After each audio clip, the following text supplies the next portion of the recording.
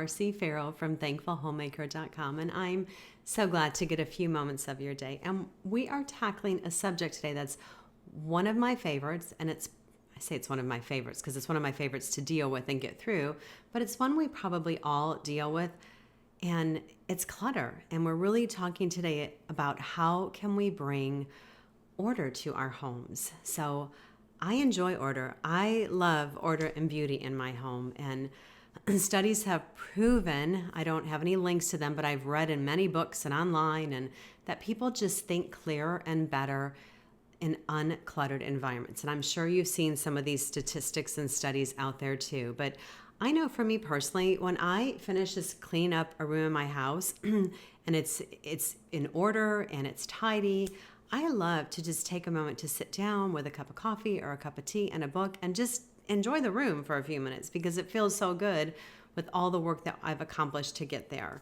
So clutter is an enemy, friend. It can keep us from enjoying our families and homes because it takes up our time. It can rob us of our joy. It can add stress to our lives. It can cost us extra money a lot of times as we're buying duplicate items, and it takes up our living space. So what I want to remind all of us here is that this is going to look different to each of us because we all have different personalities. Our homes all have different personalities. So this idea of order is going to look different from person to person. So my standard is not your standard. I'm going to give some guidelines and some tips and some helps, and I pray you'll be able to use them, but you're not going to declutter your home like mine, and your home is not going to look like mine. And I want to lay that out there. So I'm not putting any pressure on anybody in that area. I want you to know that there's always grace offered here because we are all different. And again, we are made up differently, and we work on different timetables, and we're in different seasons. So hold to that. But there's just a couple simple questions we can ask ourselves as we desire to bring order to our homes. And the first one is, what is important to you? And then also, what activities take place in your home? Or how would you like your immediate family to think about or even remember your home? Those are some good questions to start. And when we start there, it's going to help us to change, and it's going to help us to battle our clutter in our homes because we're going to determine what is important to us and what we desire to see. So the definition of clutter as a verb is to crowd something untidily. And as a noun, it's a collection of things lying about in an untidy mess. So that's about right. And actually, I said mess, it's really mass, but it's a mess. So it's amazing how any flat space in my house can turn into a cluttered mess if I'm not on top of it. It doesn't take very long. You know, that pile of mail that comes in one day and doesn't get dealt with, and then the next day another one comes in, and the next day, next thing you know, you have this pile. You're like, where did this come from? So our belongings can begin to have an emotional drain on us. I know sometimes there's items that I don't use any longer, but I find myself holding on to because I know how much I paid for them, or maybe it just has a special memory evoked with it, or whatever that may be.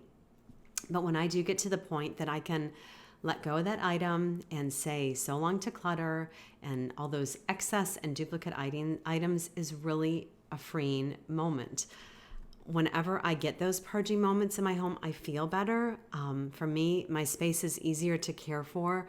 That way I have a place for everything. I can find things. There's less stuff to dust. And honestly, that's probably the benefit I love the most, less to dust.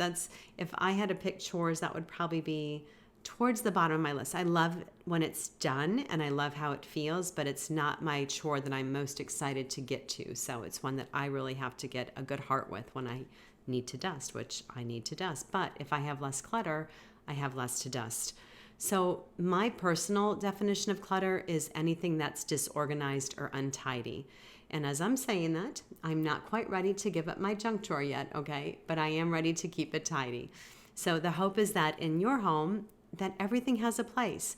Most times that's the case in my home, but at many times there's items that have a place, but they're not in their place. So to begin with today, I want to start with what is the purpose of our home.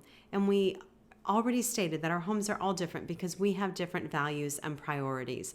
So one of the first steps to decluttering is to determine the purpose and the use of spaces in your home. This is really an important part of decluttering. If you gain nothing else, at least listen to this area for me, because this will be where more of the best tips will come out. So the hope is that your home will serve you and your family instead of you serving your home, all right? If it's uncluttered and there's purpose to each room, it's going to be much easier to clean and keep order. I found that I need to determine what the purpose is for each room before I can even begin to declutter. It's a simple step.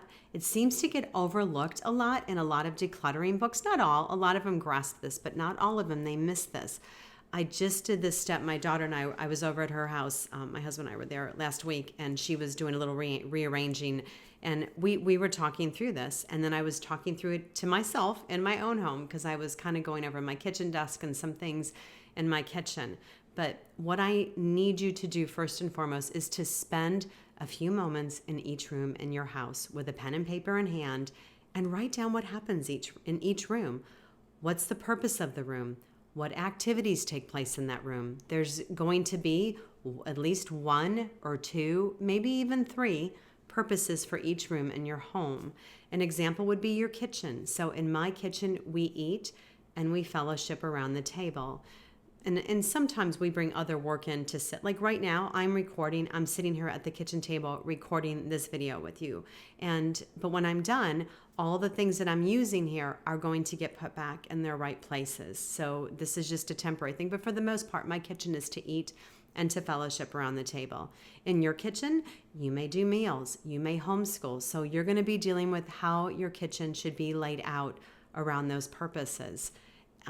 In our family room, which is the room behind me there, we read and we watch TV or DVDs, we play games, and my room is designed around those purposes. More than one purpose, obviously, but they're similar in nature. In our bedrooms, we sleep and we read. So I kind of hope you're catching on to this. So there has to be a place for everything. All right, I lied. I said I want you to get that, but this is the second thing I want you to get.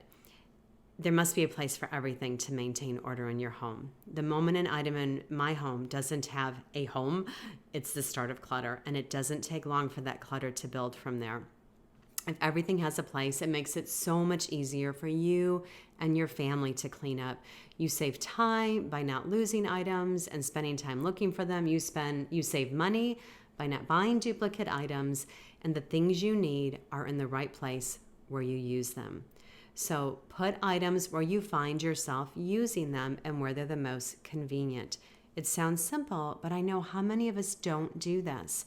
So make sure you have good storage in those areas of your home, like a place. I think about where we come in. That's a big one. So making sure you have things for a place for a coat and shoes and keys and bags and things like that. And again, take it one room at a time. Envision how you use that room and what you need to find homes for in each room. So if there's things in that room, like in your kitchen, if there are DVDs in your kitchen and you don't watch DVDs in your kitchen, they need to go where you watch DVDs. And that's just a simple example, but you get the idea. So as you go through a room and you look through it, you think, what is in here that really shouldn't be in here? That should be in another place. So how do we identify the clutter, right? The clutter in our homes begins little by little. It doesn't happen overnight, and it's not going to be fixed in a day, friend. We need to get the underlying reasons for our clutter.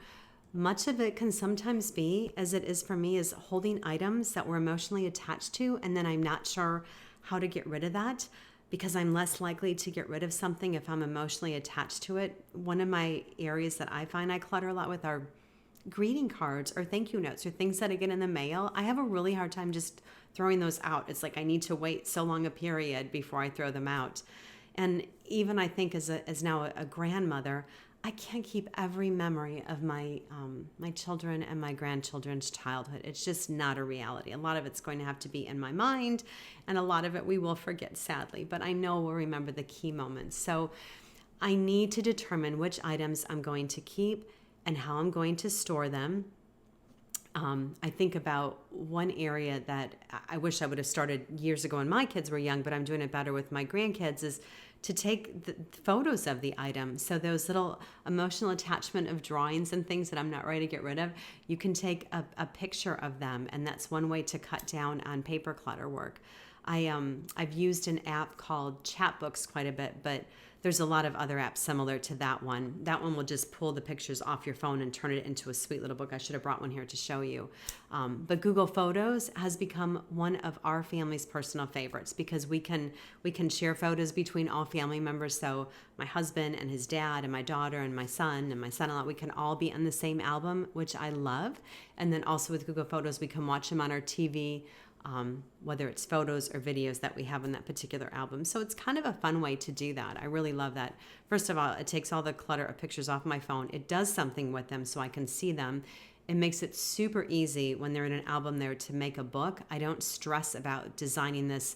You know, sometimes if we take a vacation, I like to use a Shutterfly or certain photo books that you can get a little more elaborate, but for the most time, I just want to get those pictures out in print somewhere in a photo book. So I'm really grateful for all these apps and things, because the digital move to digital photos for me was challenging, because I really didn't mind taking that roll of film, developing it, getting those pictures, and putting them in a book. That just sort of naturally happened. And now with digital, I felt like I got pretty cluttered.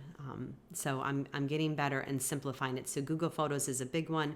If you like apps on your phone like Chatbooks, that will just take your photos off and do that. And you can share it. You know, you can bring your husband's phone in and do albums together. Those are some cool ways to do it. And again, I have been taking pictures of my grandbabies with their art projects. That way I don't feel as guilty about throwing that photo out when it's done. And you can even have like a whole photo album of kids' artwork, or just put it in that year, you know, your year 2020, and all your memories from the year.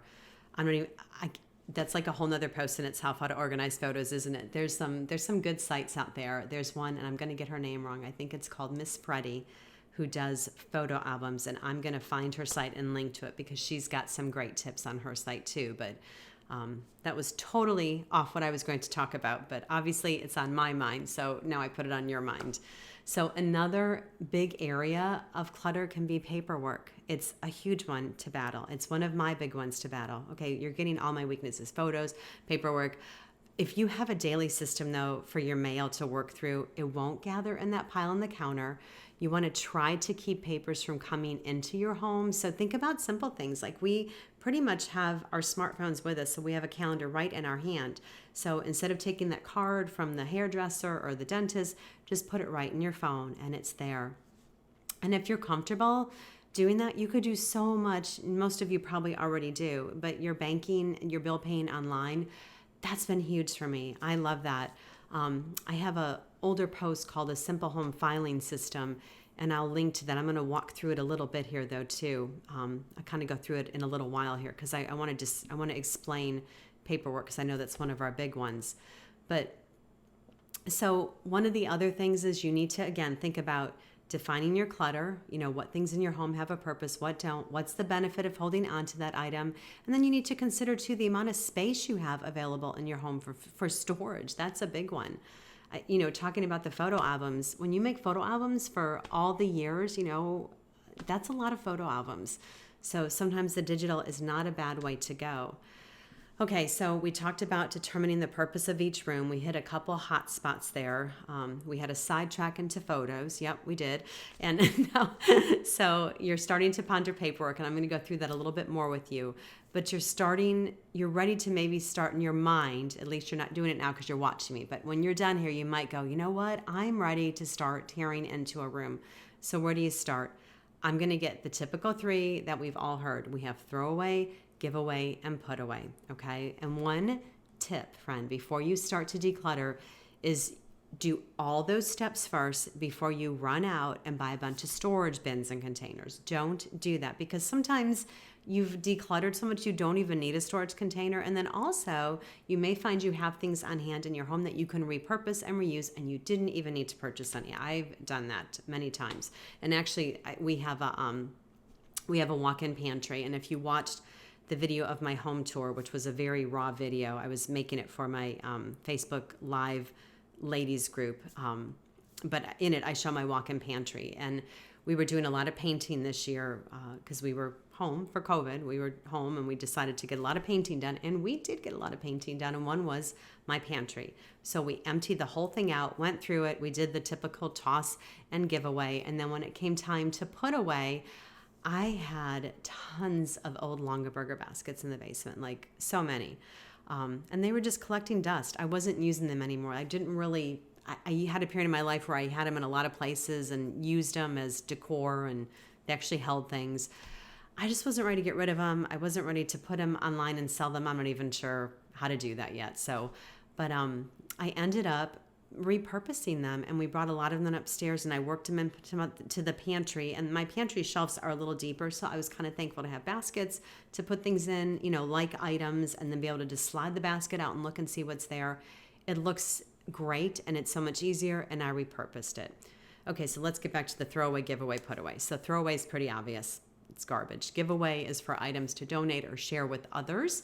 And put away are for items whose purpose is not in that current room you're decluttering, but you need to find another spot where they're more conveniently used. And that's a big one sometimes. That's where our clutter sometimes develops. A quick thought on the giveaway box is that just put it in the back of your car, and then that way when you have items, you're just putting them right in your trunk and you're ready to drop it off at your local donation place next time you're out. That's just a simple way to do it. And there is a rule I like to keep, that once the item goes into that giveaway box, I can't take it back out, that I'm done with it. So I love even the reminder that saying that when in doubt, throw it out. I've really never regretted throwing anything out yet. I've never thought, oh, I shouldn't have tossed that. So because the reality is, you think someday I'm going to need this. Usually that someday doesn't ever come. So if you're feeling that you don't want it and you need to throw it out, it's probably going to be an okay decision. But if you make the decision it's wrong, please don't send me a nasty gram here, okay? That's your own responsibility. I'm leaving you that one, all right? But the purposeful items are the ones that we're using regularly. Those are the things you are using on a regular basis. And my encouragement also is to start small. Start with just a drawer or a cupboard, and leave those, if you're not ready, leave those large areas for last. These small starts can be really encouraging, and they help you to press on and give you a little more confidence to move to the larger areas. And I know for me, like if I just clean out a drawer and it looks great, it makes me want to clean out another drawer or a cupboard, because the order aspect feels good and it is easier to maintain then. Okay, so once you've determined the purpose of your room and you have decluttered it, you've tossed the trash, now you've determined the items that are to be there are gone, you've put them in other places where they need to go. Now you can start seeing if there's storage needs that would help it make it more productive and easy to clean up. And my best advice is to do just a little bit at a time, and set a timer to work in that room for 15 minutes a day or whatever time you can spare. Really stick with that room until it's finished before you move to the next room or area. So take it one drawer at a time, one cupboard at a time, one room at a time. Don't get too big, and only take on what you can manage. That's key. You don't want to start tearing everything apart at once, because this is going to be a continuing pattern if you're alive. We're never going to declutter once and it's all over. It just doesn't seem to work that way. At least I found that's the case for me, I should say, because there's always items coming in and out of our homes. There's change in seasons, different needs, your interests change. It's just a continuing cycle that's going to be part of our lives on this temporary earth that we're living right now. It makes me really long for heaven, for the decluttering aspect. Even there'll be no more decluttering in heaven. So some of us naturally deal with clutter, all right? It's just one of those, some people are just geared that way. My husband is a lot more geared in decluttering and cleaning up than I am. I have to work at it. I have to work hard at staying organized. It's not natural for me. But I love the benefits of having a home with order and not chaos. And my reminder always is you can't clean clutter. And I don't know if that's from Fly Lady or who, it's probably an old saying, but you can't clean clutter. It just does not work. So we declutter to organize, make our homes more functional. It makes it easier to clean our homes, because a tidy home already looks like a clean home. If your home is tidy and it's not cluttered, it already looks clean. It helps us to beautify our spaces. It makes them warm and inviting for our family and others. Everybody in the home can find things. You don't have to be the one always going to get things. You could say, hey, go over to that cupboard over there, and that's where it is. You're going to know where things are, and your family's also going to know where to put things. But if you fill your home with things that you love and you let go of items little by little, it's going to be so good, friend. It doesn't happen overnight, doesn't magically happen by itself, and it takes work and it takes effort. And reminder again, you have to keep an eye on clutter, because especially once you've decluttered, because then you can catch a problem area before it starts building up again. That is so good. So simple, making sure everything has a place. Simple things, car keys, shoes, coats, books, all those sorts of things. And as I'm saying books, I think of my homeschool mamas here. Books are an issue in most of our homes. They're an issue in my home. I don't even have school-age kids here anymore, and my books are still an issue. I continue to purge and reorganize and put some in that giveaway box and give some away. Keep some sort of order or system to the ones you're keeping. I don't have this fancy categorizing systems. It's not like you come to a library and I have a card catalog set up in the Dewey Decimal System and all that good stuff, but I do generally try to categorize them. So I'm only looking in one area, or at least only 2 areas, but not 10 areas. So that's key. And homeschool mamas, you need to determine what works for your home. When we homeschooled, I would just keep a shelf. It used to be an old office, and we converted it to a laundry room, kind of homeschool room. I had a shelf back there for all the books that were currently in use. We would still homeschool at the kitchen table, but at the end of the day, all the books would go back there. And when my kids went to school, we made sure to have designated places for backpacks and shoes and coats, and we packed backpacks before bed and made sure necessary papers were signed, homework was done, and packed in other necessary items. They were packed and by the door ready to go. And another tip is, we've all heard, is if you bring something new into the house, you can let something else go. Clothing is a big one for me to try and do that with. If I'm bringing in, I just bought a new shirt, do I have something old I could get rid of? And then speaking of clothing, I have something I want to show you. If you're organizing your closets, pick up one of these. Get these hangers. They are great. I think I bought them in a 50-pack on Amazon. They're not real expensive. They're velvet hangers. I've converted all my closets, but they don't give shoulder bulges. And then they have the little nook here if you have like the little shorts to put your little, I don't even know what the right term is, but you know what I mean, the little strap thing on it. And then also your clothes don't fall off them because they're velvet, so they hold. And they're thin, so they really go in the closet. They pack up nice. So just excellent hangers. They're a good investment if you can do it even little by little. I'll link to these in the notes below, so I will do that. And then teach your kids to tidy their own areas. They need help, and this is a skill that's great for them to take from your home, to learn how to declutter their own areas. Kids are naturally going to grow out of toys and books and clothes and all those things, right? And it's helpful if you work together and teach them how to do this. And also, if you help them organize the room so they have a place for everything. So when you're telling them to go up and clean their room, they don't feel like they have to shove it all under their bed because they don't know what to do with it. I've had those moments with my kiddos where things are under the bed or shoved in a closet. But if you go through and it's ordered, they know that, hey, these are where my Matchbox cars go, or these are where my books go, or my pajamas go, or whatever that is. Just make sure you have it laid out for them. Give them a really good start in organizing their own personal space, and then hold them responsible for keeping it that way. And okay, I don't want you to be overwhelmed at this point. So I want to walk through, because I've thrown a lot at you here, and I want to walk through some baby steps in dealing with clutter, maybe just some beginning steps. And I love to start with paperwork. So I'm coming back to that simple home filing system, because we all have it, right? We're all dealing with daily mail and school papers. And my big thing is to work out a simple home filing system. Don't make it so crazy that you can't keep up with it, but simple. So when mail and bills and things come in to deal with, you know how to deal with it. So I'm going to tell you my simple one in a nutshell. And probably if there's like an accountant watching, if one of you is an accountant, I'm really sorry, because this is probably not technically the right way to do it, but I keep it really simple. So I have a long-term file, and that's for your insurance policies, home improvements, the things that I need to keep long-term for our home. And then when I'm saying that, we also have a safe in the house where we keep our tax returns that we need to keep on hand, and passports and marriage certificate, things like that, important documents that we keep in this safe. So that's it, my long-term file and my fireproof safe in the basement. And then I just keep a yearly tax folder for each year. So that folder just gets by my desk, and every time a paper comes in that I know I might need, or for sure I need for taxes, it just goes in that year. So 2020, I have a tax folder year. And then I also have a yearly folder for all other papers. And this is where the freak out is going to come, okay? I don't do individual file folders anymore. I just don't. I just make a yearly folder and everything goes in it for that year. So if it's not tax related or long term or needs to be in that safe and I need to keep it, or I think I need to keep it, it's going in that yearly folder. That's it. And at the end of the year, that folder with the tax folder gets filed in a box and gets stored. And I say that the taxes, my documents actually go in the safe.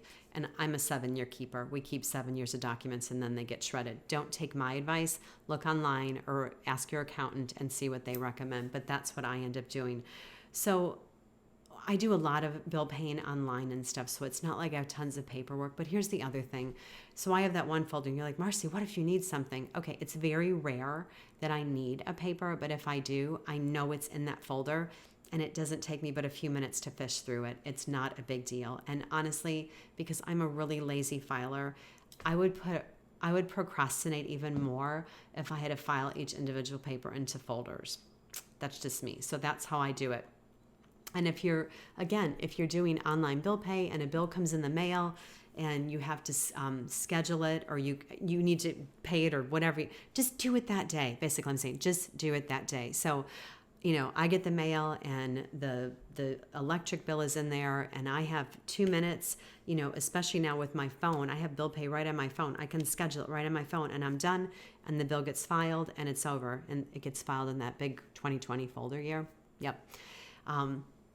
And then I also, this is my other one that's going to freak people out, I just have a yearly folder on my desktop for all the online documents. So I have a 2020 folder, and I keep that 2020 folder inside a main folder on my desk called Important. So that way I think if like something happens to me and I die, my family will look at that and say, that's important, and they'll open it. At least they'll see all my stuff in there.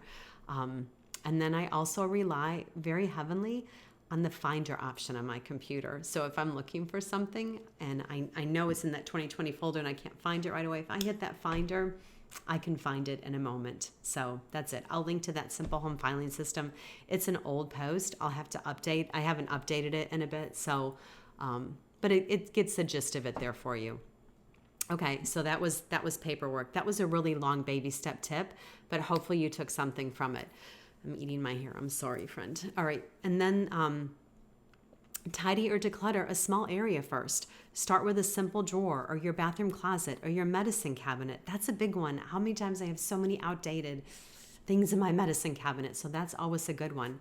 And when you take a drawer apart, make your piles. Think of things, what stays in the drawer, what doesn't belong in the drawer, but you're keeping it still, but it needs to go somewhere else.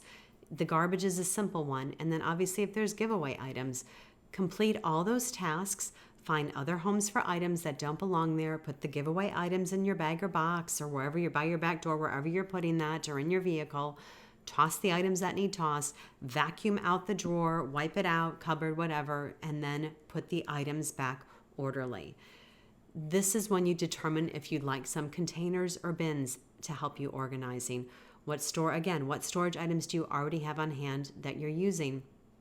Make a master list of all the areas of your home that need attention and just start with one at a time. Set a timer. I call this is my homemaker's best friend, because you really don't realize how much you can accomplish in 15 minutes, but it is a lot more than you think. So set a timer for 15 minutes, get started, work until it goes off, and stop for that day in that area. That's it. Just do 15 minutes and be done. And then if you have time tomorrow, do it again tomorrow. If you're purging frequently, it's a good thing to do. Purge. When you're, I don't even know, when you're, going through, you're sitting at your desk and you're paying bills and you're looking at your little junk drawer next to it, and just open the drawer and toss a couple items. Actually, I love the Fly Lady. She calls it the 27 fling boogie or something like that. but it's like she grabs a bag and goes around their house and they pick up 27 items that they're going to toss or give away or whatever. So it's always good to keep purging. Don't be afraid to toss or give away items, and have a place for everything. And one other thought here. If someone gives you an item, it is now yours to do with whatever you desire. It's yours. They gave it to you. You can do with it as you desire, unless it came with some stipulation that if you don't want it, and if you don't want it, that they want it back or something. But if you can use it and it's needed, use it. But if not, it's okay to pass it along. When we give someone something, either a new gift or a used item, it is now theirs, and they can do with it as they're pleased. So don't hold guilt over giving away that juicer that you maybe inherited from someone and you never use it, or a piece of furniture, or whatever it is. And if you've given something to someone and you don't see it, like you give somebody a chair or something and you don't see them using it, don't ask them about it. Just, you give it to them, and it's theirs to do with it what they want to do with it. All right, one baby step at a time, right?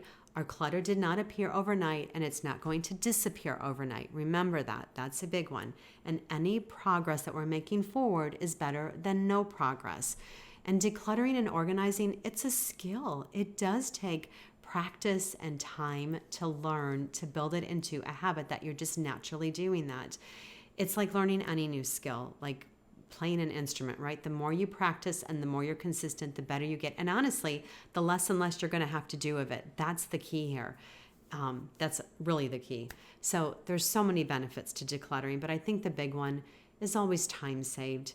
When my home is decluttered, I spend so much less time cleaning. And when I do clean, my cleaning is so simplified, and my home, it just naturally looks tidy because it's not cluttered.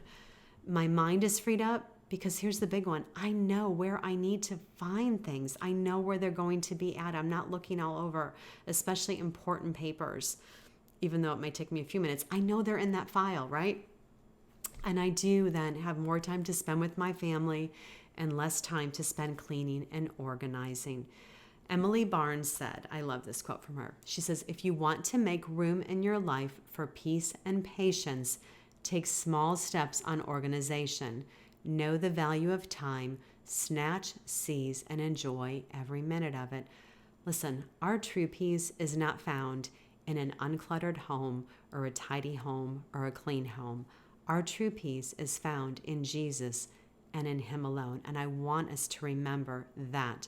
But we live on this earth in these earthly bodies with earthly belongings, and we need to continue to care for them and to be good stewards of them and good stewards of our time. So I pray we will do that, and I pray that we will remember that Jesus is enough always. So I'm so thankful for your time today, friend. And again, if you've not subscribed yet to my YouTube channel, you can do that below somewhere. You'll see it. It even comes up somewhere on the side. I think my little Thankful Homemaker circle, you can kind of click on that on the video. And it was just so good to get some time with you here today. I'm so grateful for you. Thank you so much, friend. And again, I'll put all the links in the below the video that I talked about, the timer and the hanger and my simple home filing system. I'll try to remember that one too. And always, if I forget a link I've mentioned, please shoot me a comment and I'll get to it eventually and get it to you. So good to be with you today, friend. And I pray that you have a very blessed week.